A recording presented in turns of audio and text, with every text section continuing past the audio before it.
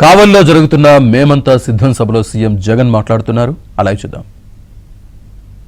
జరగడానికి ఇక కేవలం 5 వారాలు మాత్రమే గడువు ఉంది.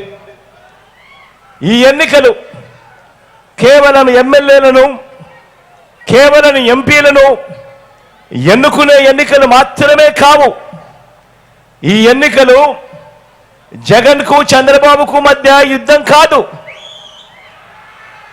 ఈ ఎన్నికలు ప్రజలను మోసం చేయటమే అలవాటుగా పెట్టుకున్న చంద్రబాబుకు, ప్రజలకు మధ్య ఈ ఎన్నికలు జరుగుతూ ఉన్నాయి.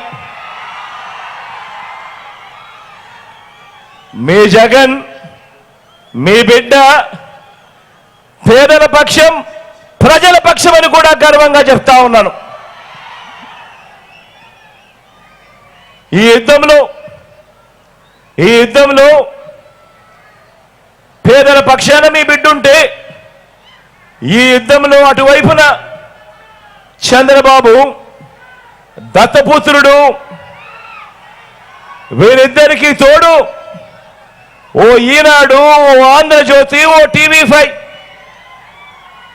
వీళ్ళు మాత్రమే సరిపోరు అని ఈ రాష్ట్రాన్ని విడగొట్టిన పార్టీ ఒక జాతీయ పార్టీ అయితే, ఈ రాష్ట్రానికి ప్రత్యేక హోదా ఇవ్వకుండా అన్యాయం చేసిన పార్టీ మరొక జాతీయ పార్టీ అయితే, వీళ్ళంతా కూడా ప్రత్యక్షంగాను పరోక్షంగాను అనేక సందర్భాలలో మన ప్రజలను, మన పేదలను మోసం చేసిన వ్యతిరేక పక్షం చంద్రబాబు నాయుడు గారి పక్షం.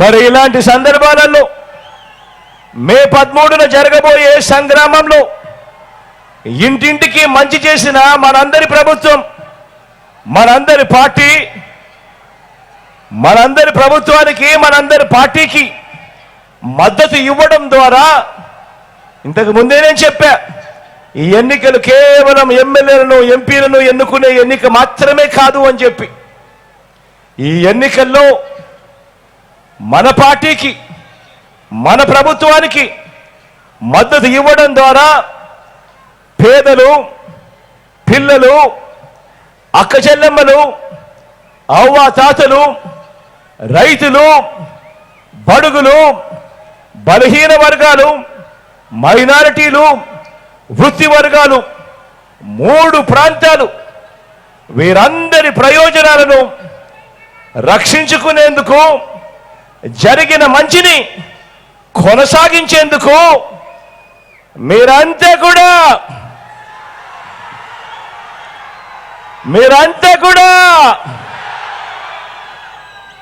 సిద్ధమేనా అని అడుగుతా ఉన్నాను.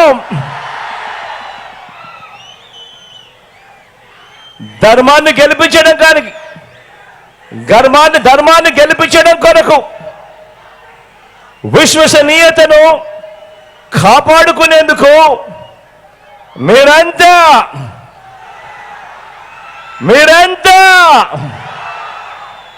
సిద్ధమేనా అని అడుగుతాను.